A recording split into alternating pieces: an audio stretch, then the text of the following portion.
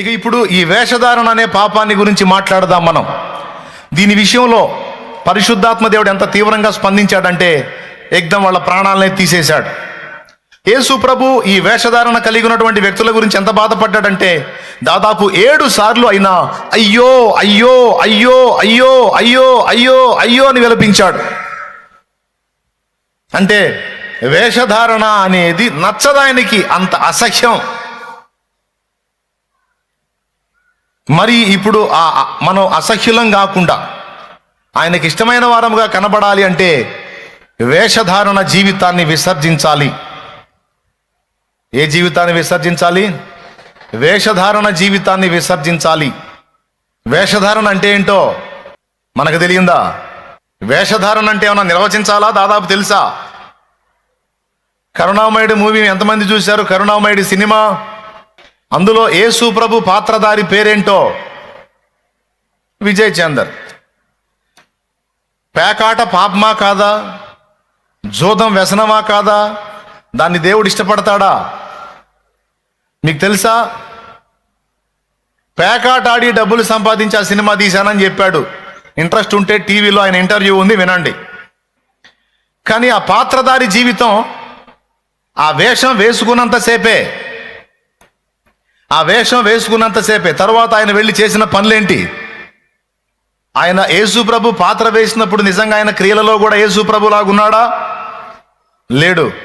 పూర్తిగా ఆయన భయంకరమైన లోకస్తుడు. కానీ గెటప్ వేసుకున్నప్పుడు మాత్రం ఆయన యేసు ప్రభు లాగా నటించాడు. నటన జీవితం. వాస్తవంగా శాస్త్రులు పరిసయ్యుల విషయంలో ప్రభువుకి అదే కనపడింది. పై వాటినన్నిటినీ చాలా తీవ్రంగా చూపించి అసలైన దాన్ని నిర్లక్ష్యం చేసేటట్లు వాళ్ళు చేశారు. ఎలానో తెలుసా? యేసు ప్రభువే చెప్పాడు సూపర్ ఎగ్జాంపుల్లో, మీరు పల్లెమును గిన్నెయు వెలపట కడుగుదురు గాని లోపల సమస్త అపవిత్రతతో నిండి ఉంటది, మీరు లోపట కడగరు. మీరు లోపట దోపుతోనూ అజితేంద్రియత్వంతోనూ నిండి ఉన్నారు. మీ హృదయం లోపల భయంకరమైన క్రౌర్యం, అసూయ, దుర్మార్గం, హేయమైనవి, నేను అసహించుకునేవి ఎన్నో ఉన్నాయి మీకు లోపట. కానీ మీరు వెలపట మాత్రం భక్తి పరుల్లా కనబడగోరి దీర్ఘ ప్రార్థనలు చేస్తూ, మీ రక్షరేకులు వెడల్పు చేస్తూ, సంత వీధులలో అందరికీ కనబడవలనని ప్రార్థనలు చేస్తూ, మిమ్మల్ని మీరు ఒక ప్రత్యేకమైన వ్యక్తులుగా చూపించుకుంటూ ప్రజలను మోసం చేస్తూ ఉన్నారు, ప్రజలను మోసగిస్తూ ఉన్నారు. ఇది వేషధారణ. ఒకవేళ నువ్వు బయటికి భక్తిపరుడుగా ఉండగోరితేవా, అంతరంగంలో కూడా భక్తిపరుడుగానే ఉండు. ప్రజల ముందు దేవునికి భయపడ్డదానిగా ఉండగోరితేవా, అంతరంగంలో కూడా దేవునికి భయపడే వ్యక్తిగా, భయపడేదానిగా ఉండు. కానీ ప్రజల ముందు ఏదో భక్తి నటిస్తూ పర్సనల్ లైఫ్లో హేయమైన కృత్యాలకు అడుగులు వేయటం, మళ్ళీ ఆ విషయంలో ఇంత కూడా ఫీలింగ్ లేకుండా, అరే నేను ఇలాంటి వ్యక్తిని ఇలా చేయకూడదు, నేను ఇలా ఉన్నాను, ఇది కరెక్ట్ కాదు అనే వీసుమంత పశ్చాత్తాపం కూడా లేకుండా, నిర్భీతిగా, నిర్భయముగా, నిర్లజ్జగా పాపాన్ని హృదయం నిండా కలిగుండి పైకి భక్తి నటించటం దేవునికి ఇష్టము లేదు. కొంతమంది ఉంటారు, కనీసం ఫీల్ అవుతుంటారు, అయ్యో నేను దేవుని ఎదుట యుక్తమైన రీతిలో లేను, నేను దేవుని ఎదుట క్రమమైన రీతిలో లేను అని తమ పర్సనల్ లైఫ్లో జరిగిన తొట్టుబాట్లను బట్టి బాహాటంగా కూడా కొంతమంది ఎక్స్పోజ్ అవడానికి ఇష్టపడరు, తమను తాము మరుగు చేసుకోవడానికి ఇష్టపడతారు. కానీ కొంతమంది అలా కాదు. ఈ శాస్త్రులు పరిసయ్యులు అలా కాదు. దేవునికి నచ్చని హృదయాంతరంగ స్వభావాన్ని కలిగి ఉండి దేవ భక్తులమని తమను తాము ఎక్స్పోజ్ చేసుకునే పరిస్థితుల్లో వీళ్ళున్నారు. దీన్ని వేషధారణగా దేవుడు గుర్తించాడు. మీరు సున్నము కొట్టిన సమాధులు వెలపట అవి చాలా అందంగా శృంగారించబడి ఉంటాయి, కానీ లోపల సమస్త కల్మషంతోనూ దుర్గంధంతోనూ నిండి ఉంటాయి. సమాధుల లోపల ఏముంటాయి నీకు తెలుసు. కానీ బయట ఎంత అద్భుతంగా ఉంటుంది అది. సమాధిని ఎంత అద్భుతంగా డెకరేట్ చేస్తారు. వాళ్ళ ప్రేమను బట్టి ఎంత అందంగా అలంకరిస్తారు, వాళ్ళ ప్రేమను బట్టి. కానీ దాని లోపల ఉంది మాంసము, కుళ్ళిపోయిన మాంసం, ఎముకలు, దుర్గంధం, అసహ్యకరమైనటువంటి దేహస్థితి. ఇక్కడ దేవుడు మాట్లాడుతున్న మాటల్ని స్పష్టంగా గ్రహించండి ప్రియులారా. భక్తిని నటించొద్దు. నిజంగా నువ్వు అంతరంగంలో భక్తి కలిగి ఉంటే బయటికి భక్తిపరుడిగా, భక్తిపరాలు కనపడితే సంతోషం. కానీ అంతరంగంలో దేవుని భయం లేకుండా, నిజంగా భక్తి లేకుండా బయటికి భక్తిపరులాగా కనపడటానికి, కనపరుచుకోవటానికి ప్రయత్నం చేయొద్దు. దాన్ని దేవుడు పట్టుకుంటాడు, దేవుడు ఒప్పుకోడు. అననీయ సప్పీరా అలా పనిచేశారు. అపోస్తలులంతా ఒక కుటుంబాన్ని కట్టినట్టు సంఘాన్ని కట్టారు. అప్పట్లో సంఘం మండుతుంది. ఎంత బాగా సమర్పణలోకి వచ్చారంటే విశ్వాసులందరూ తమకు కలిగిన చర స్థిరాస్తులను అమ్మి ఆ సొమ్మును తీసుకొచ్చి అపోస్తలుల పాదాల దగ్గర పెట్టారు. ఎందుకో తెలుసా? మనలో బీద ధనిక అనే భేదాలు ఉండకూడదు. అందరము సమష్టిగా ఉండాలి, సమానంగా ఉండాలి. నిజంగా ఇక్కడ కూర్చున్న మనం అందరం మన సొమ్మంతా తెచ్చి అలాగ అందరం సమానంగా పంచుకుంటే ఎంత బాగుంటుంది. స్తోత్రం. ఆ మాట ఈ వారం నేను చెప్పానంటే నెక్స్ట్ వీక్ చాలా మంది కనపడకపోవచ్చు. మీకున్న ఆస్తులన్నీ అమ్మి తీసుకొని రండి, లేని వాళ్ళకి పంచుదాం. మన సంఘంలో ఉన్న బిడ్డలందరూ సమానంగా ఉంటారు. ఇక ధనిక బీద అనే తేడా ఉండదు. మనమందరం ఒకటే ఫ్యామిలీ కనుక మన కుటుంబంలో మన కలిగి ఉన్నదాన్ని మన తోటి వారితో సమానంగా పంచుకుందామని నేను పిలుపునిస్తే చాలామంది మళ్ళా కనపడకపోవచ్చు, అనుమానం లేదు అందులో. కొంతమంది అయితే కొత్త వాళ్ళు కూడా యాడ్ కావచ్చు. ఎందుకో తెలుసా? ఉన్నోళ్ళ సొమ్మంతా తీసుకొచ్చి శాలెమంద లేని వాళ్ళకి పంచుతున్నా, నాకు అసలు ఏం లేదని వచ్చి కూర్చుంటాను. దేవునికి స్తోత్రం కలుగును గాక. అర్థమైందని నేను చెప్పింది. కానీ ఆల్రెడీ నేను చేస్తున్న పని ఏమిటో తెలుసా? మీకు కలిగిన దానిలో నుండి తీసుకొచ్చినది, దేవుడు ఇచ్చిన కృప మేరకు నా చేతికి వచ్చిన దానిలో ఎవరి అక్కర కొలది వారికి తగిన విధంగా దేవుడు అందించిన దానిలో, అందించిన స్థాయిలో కొంతైనా తిరిగి పంచడానికి, తిరిగి ప్రజల్లోకి దాన్ని తీసుకెళ్ళడానికి, తిరిగి మీకే పెట్టడానికి, తిరిగి మీ అవసరాలకే దాన్ని వాడటానికి జాగ్రత్త పడుతున్నా. దేవునికి స్తోత్రం కలుగును గాక. హల్లెలూయా. జాగ్రత్తలు తీసుకుంటున్నా. ఎందుకంటే అపోస్తలిక అనుభవంలో కొంతైనా జరగాలన్న ఆశ. వాళ్ళు 80% చేస్తే కనీసం 10-20% అయినా మనం చేయాలి అనే ఆశతో ఆ పని చేస్తూ ఉన్నాను. అది మీకు కూడా తెలుసు. అందరూ తీసుకొచ్చి వాళ్ళ కలిగిన చర స్థిరాస్తులు అమ్మి ఆ సొమ్మును తెచ్చి అపోస్తలుల పాదాల దగ్గర పెడతా ఉన్నారు.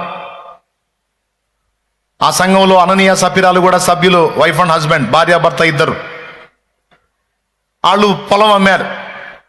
ఏదో వచ్చింది డబ్బు, ₹1,00,000 వచ్చింది అనుకోండి. భార్యాభర్త ఇద్దరు మాట్లాడుకున్నారు. గుంపులో మనం కూడా కలిసి ఉన్నాం, సంఘంలో మనం సభ్యులమై ఉన్నాం. మరి అపోస్తలులేమో మనలో బీదాదనిగా ఉండకూడదు, మీకు కలిగింది తీసుకొని రండి, అంతా సమకూర్చి అందరికీ సమానంగా పంచుదాం. అప్పుడు మనలో ధనిక బీద అనే తేడా ఉండదు. ధనవంతులు తమ సొమ్ములో బీదలకు భాగం ఇచ్చినందున దేవుని ప్రేమను నెరవేర్చిన వారవుతారు బిడ్డలారా అని పిలుపునిచ్చారు. ఆ పిలుపుని ఆలకించి అందరూ తీసుకొచ్చి వాళ్ళ పాదాల దగ్గర పెట్టారు. ఈ భార్యాభర్త మీటింగ్ వేసుకున్నారు. మన సొమ్ము కూడా తీసుకెళ్ళి ఆడ పెట్టామనుకో, ఇది మన తాత ముత్తాతల ఆస్తి, మన కష్టార్జితం. దీన్ని తీసుకెళ్ళి పరుల పాలు చేయటం ఏంటి వెరితనం?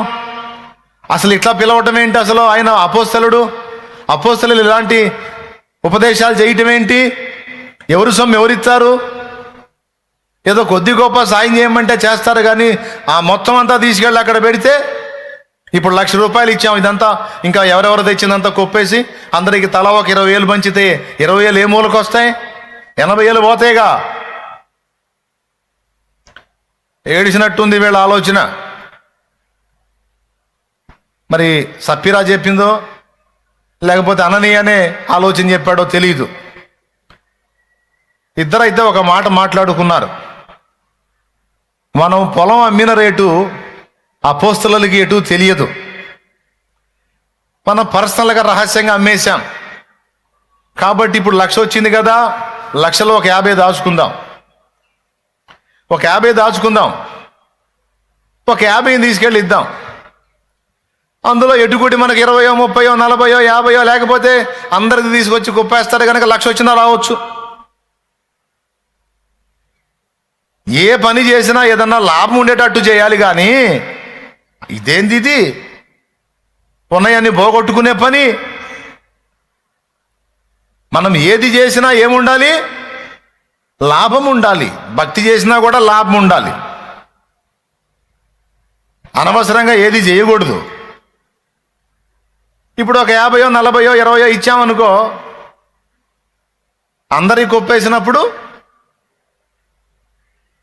వస్తే మనకి 20 రావచ్చు, లేదా 40 రావచ్చు, 60 రావచ్చు, 80 రావచ్చు, 1,00,000 రావచ్చు, పైన రావచ్చు. అయితే మనం ఇయ్యలేదన్నట్టు కాకుండా మనం కూడా ఇచ్చామన్నట్టు చూపిద్దాం అని సూపర్ స్కెచ్ తీసుకున్నారు. ఇది ఎవరికి తెలియదు అనుకున్నారు. కానీ సంఘము నేలుతున్నవాడు పరిశుద్ధాత్మ, అపోస్తలుల మీద పని చేస్తున్నవాడు పరిశుద్ధాత్మ. ఆయనకు తెలీదు? దేవుని కంటిని మరుగు చేయగలమా? దేవుని మోసగించగలమా? అగ్ని వంటి నేత్రములు గలవాడు, అగాధంలో కూడా చూడగలవాడు ఆయన. దేవా, నీ కనుల నుండి నేను ఎక్కడ తప్పించుకుంటాను? ఆకాశానికి ఎగిపోతే ఎక్కడున్నావు, పాతాళానికి దిగిపోతే ఎక్కడున్నావు నాయన, ఎక్కడ తప్పించుకోలేనని భక్తుడు అన్నట్టు ఆయన అగ్ని వంటి నేత్రాలను ఎక్కడ తప్పించుకుంటాం? ఆ సొమ్ము తీసుకొని వచ్చి అపోస్తలుల పాదాల దగ్గర పెట్టాడు, పేతురు పాదాల దగ్గర పెట్టాడు. అందరూ తమ సొమ్ము తీసుకొచ్చి పెడతా ఉన్నారు. ఎవరిని కదిలించలా, ఎవరిని పలకరించలా. పేతురు, అననీయ సొమ్ము తీసుకొచ్చి క్యూలో అలా పెట్టెళ్ళాడు. 2 అడుగులు వేశాడు, పిలిచాడు, అననీయ, నీ భూమి వెల ఇంతేనా? నీవు ఇంతకే అమ్మితివా? కొంత సొమ్ము దాచుకోలేదా? ఇలా దాచుకొని దేవుని మోసగించడానికి సాతాను ఎందుకు నీ హృదయమును ప్రేరేపించాడు? ఇలాంటి పరిస్థితుల్లోనికి నువ్వు వెళ్ళడానికి నీ హృదయంలో వాడికి స్థలం ఎందుకు ఇచ్చావు? ఇక్కడ ఒక రహస్యం బట్టబయలు చేస్తున్నాడు పేతురు. సాతాను నన్ను శోధించాడండి, సాతాను నన్ను శోధించాడండి, నేను పాపంలో పడ్డానండి, నేను పొరపాటులో పడ్డానండి, నేను అపవిత్రతలో పడ్డానండి, సాతాను నన్ను శోధించాడండి, సాతాను నన్ను శోధించాడండి. వాడు ఒకడు దొరికాడు కేసు పెట్టడానికి. కొంతమంది చేసేయన్ని చేసేదని సైతాన్ని ఇంత తెగ శోధిస్తున్నాడు అంట. బాగా వినండి, ఏమనుకోవద్దు. చేసేయన్ని చేస్తారు, మళ్ళీ సైతాన్ని ఇంత తెగ శోధిస్తున్నాడు.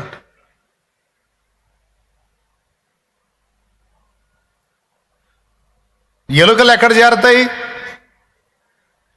ఎక్కడ చెత్త ఉంటే అక్కడ చేరతాయి. పురుగులు ఎక్కడ చేరతాయి?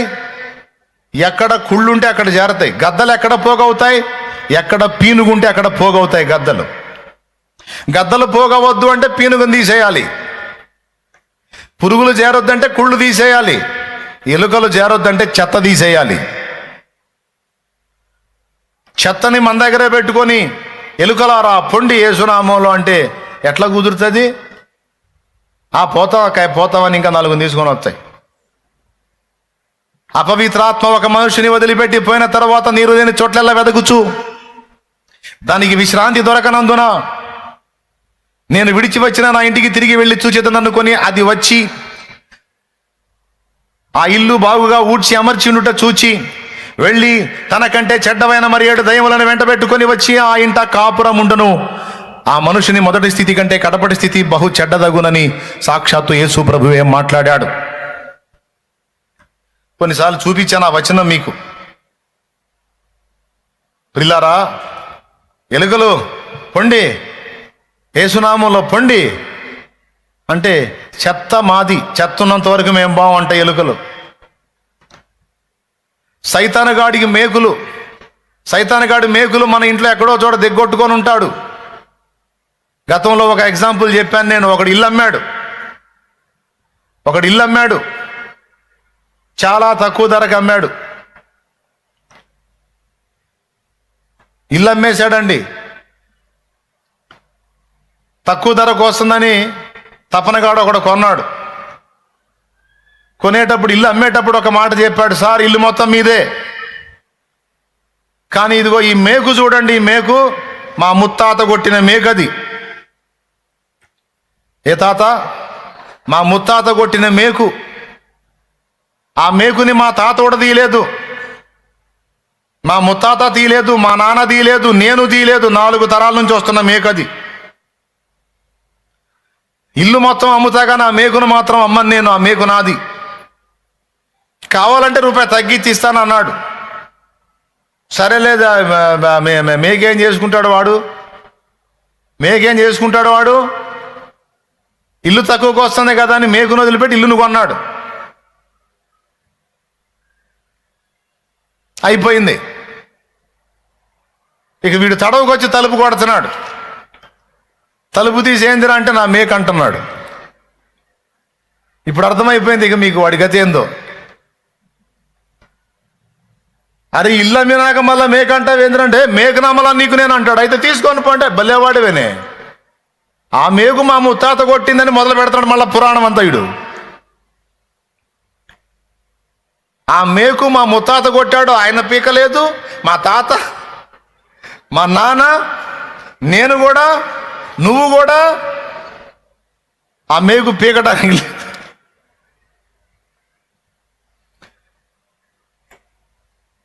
ఒప్పందం మీద సంతకం చేసే కదా ఇల్లు కొన్నావు. కర్మరా బాబు. ఇప్పుడు ఏం చేస్తావు? ఏ లేదు, మేకు చూసుకోవడానికి వచ్చా, మేకు చూసుకోవడానికి వచ్చా. సరిపో, చూసుకోబో. ఇక మేకు కోసం అని వస్తున్నాడు, ఇంట్లో మొత్తం చూస్తున్నాడు. ఒక్కోసారి మధ్యాహ్నం వస్తాడు, భార్య తలుపులు తీసిద్ది. ఏందయ్యా అంటది, మేకు అంటాడు. నా భర్త లేడు, నేను ఒక్కదాన్నే ఉన్నాను. ఒక్కదాన్ని ఇవన్నీ లెక్కలు తీసి పక్కన నా మేకు. ఒక్కోసారి పాపం పొద్దంతా చాయకి చేసి గాఢ నిద్రపోతూ ఉంటారు. వీడు మధ్యరాత్రి వచ్చి తలుపు కొడతాడు. ఉలిక్కి పడలేసి తలుపు తీస్తారు. ఏందిరా? ఏంది మేకు? ఊరి నీ మేకు జావా, మమ్మల్ని జావ కొడుతున్నావు కదా. ఇక వాడు ఇల్లు ఉండగలడా? మీరు చెప్పండి, ప్రశాంతంగా ఉండగలడా? చివరికి ఏం చేయాల్సి వచ్చింది? సైతానగాడు తెలివిగా ఏం చేస్తాడో తెలుసా? ఇల్లు మొత్తం నీదే అంటాడు, కానీ వాడి సంబంధమైన మేకు ఏదో ఒకటి ఎక్కడో చోట గుచ్చి ఉంటాడక్కాయ్, గుచ్చి ఉంటాడన్నాయ్. దానికోసం వాడు వస్తాడు, దానికి సంబంధించి చెప్పడానికి వస్తాడు, వాడిది ఉందని చూపడానికి వస్తాడు, వాడికి హక్కుని వాడు నెరవేర్చుకోవడానికి వస్తాడు. వాడు మన దగ్గరకు రావద్దంటే వాడి సంబంధమైన మేకులు ఏ కోశానున్న పీకి బయటపడేయటం తప్ప మరో ప్రత్యామ్నాయం లేదు. ఎలుకలు రావద్దు అంటే చెత్త తీసి బయటపడాలి, పడవేయబడాలి. అప్పుడు ఎలుకలు ఆగిపోతాయి ఇంట్లో. ఆ దరిద్రం ఉన్నంత వరకు అవి వచ్చి, పురుగులు రావద్దు ఇంట్లో కంటే కుళ్ళు తీసి బయటపడేయాలి. అపవిత్రాత్మలు మనలోనికి రావద్దు అంటే, మన జీవితాల్లోకి రావద్దు అంటే, వాటికి సంబంధించినవి ఏవి కూడా మన దగ్గర ఉండకుండా జాగ్రత్త పడాలి, పోరాడాలి, వాటిని విసర్జించాలి, వాటి మీద యుద్ధం ప్రకటించాలి, వాటిని అసహించుకోవాలి, వాటిని నిరసించాలి, ఎదిరించాలి. దానికోసం దేవుని పాదాలు పట్టుకొని శక్తి పొందుకోవాలి. వాటి సంబంధమైనవి ఏవి కూడా నాలో ఉండకుండా వాటిని యేసు నామములో దూరపరచు తండ్రి. పూర్తిగా నీ ఆత్మ సంబంధమైనవి నాలో ఉంచి నీ ఆత్మ నాలో నిలవరముగా ఉండేటట్లు నాకు సహాయము చేయమని గోజాడుకోవాలి, దేవుని పాదాలు పట్టుకోవాలి.